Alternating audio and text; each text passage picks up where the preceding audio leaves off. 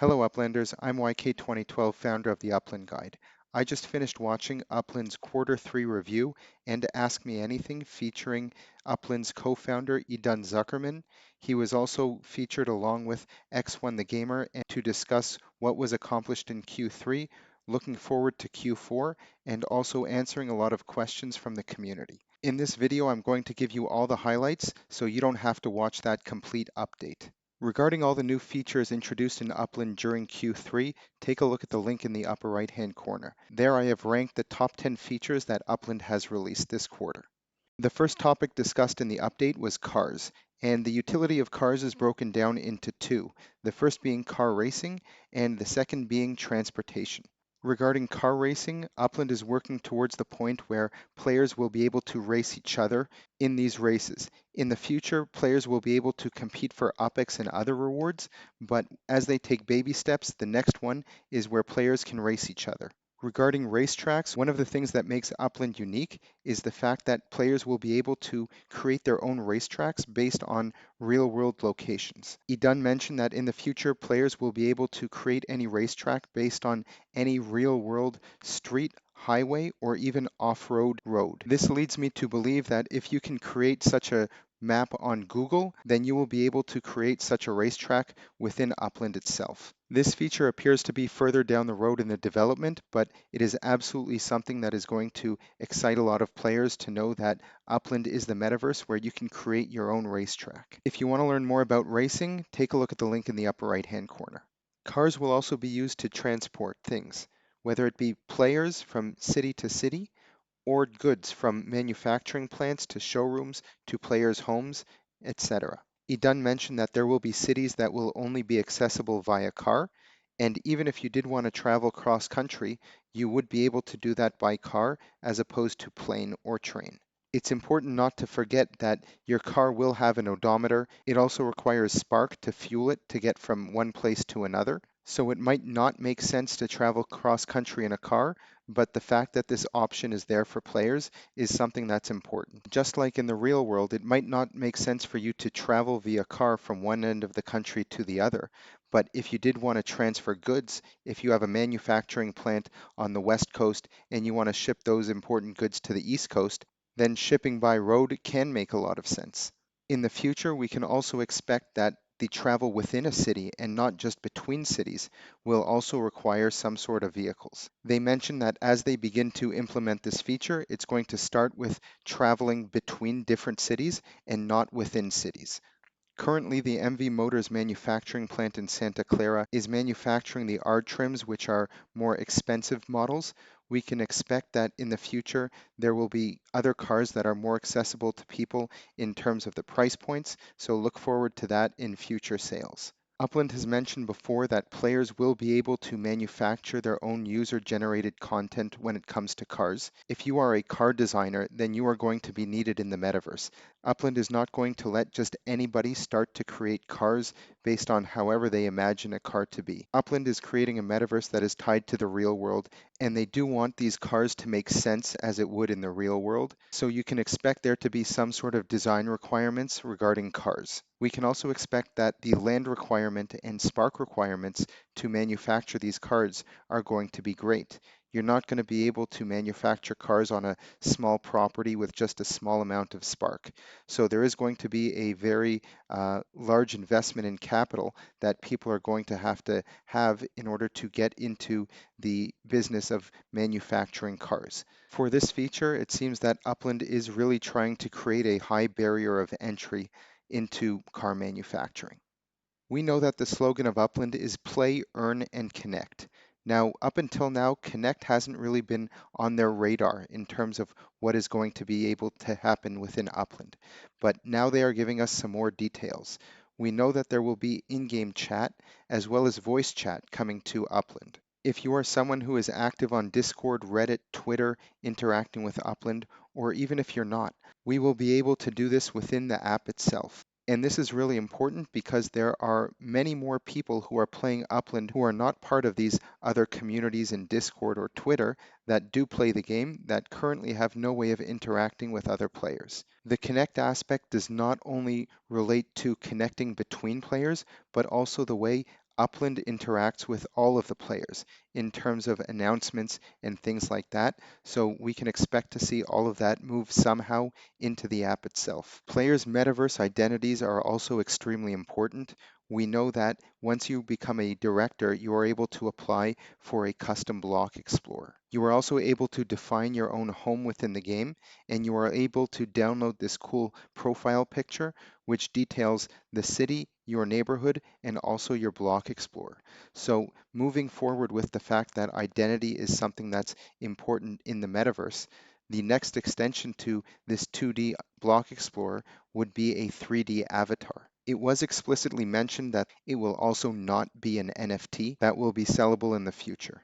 Your 3D avatar will be something that is going to be important in third-party experiences and games. Third-party developer tools have been announced, and we can expect to see third-party developers connect their apps, games, and experiences to the metaverse through something that's called dev shops. Dev shops will act similar to Metaventures, where in order to interact with it, you will have to be within range of the property, and these dev shops will be a gateway for Uplanders to kick off their external experience. This dev shop also acts as an initiator for players to carry over their identity into these third-party experiences. And this ties directly into the 3D avatar that I mentioned previously. Upland is part of the Open Metaverse Alliance, where they have combined with a lot of other games in the Web3 industry to create standardization so that players can easily move their assets from one experience and game to another one. And I think this absolutely ties in with that vision.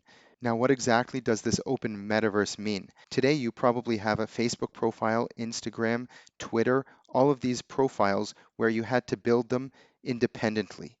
In Web3 with all these metaverses, wouldn't it be a lot easier just to be able to carry your identity and everything that you own between these different platforms? This is what they're trying to create with the Open Metaverse Alliance. Upland wants to create how we will look like in a 3D metaverse, and they want developers who are creating these experiences to come and use this standardized template where every player can then define how he wants to be represented based on a specific template. In the future, we can also expect for there to be wearables, whether it be all sorts of articles of clothing from shoes to hats to shirts, jewelry, whatever that is, that players will be able to potentially not only manufacture within Upland, but also import from other places where they might have purchased some wearables and use that on their avatar within Upland and within these other games that are connected to Upland through these dev shops. If you want to learn more about Layer 2 in Upland and things that are possible to do, take a look at the link in the upper right-hand corner where I dive into more details about that.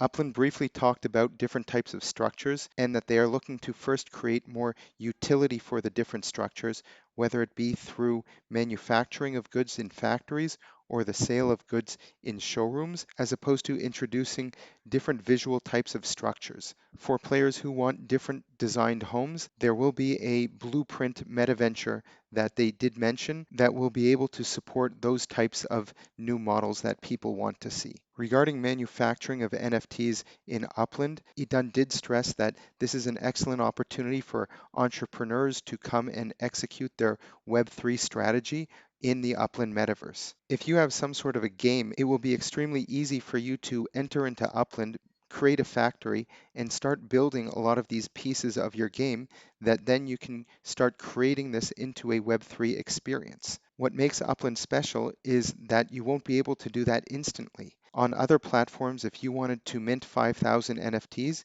you could do it just like that. In Upland, it actually takes Spark hours and time to manufacture these items. So if you don't have a lot of Spark, you are going to have to rely on the community to assist you with that. Regarding Metaventures, players are now able to freely open up Block Explorer shops, NFLPA fan shops, and football or soccer fan shops as well. Outdoor decor and showrooms are currently still in their beta testing.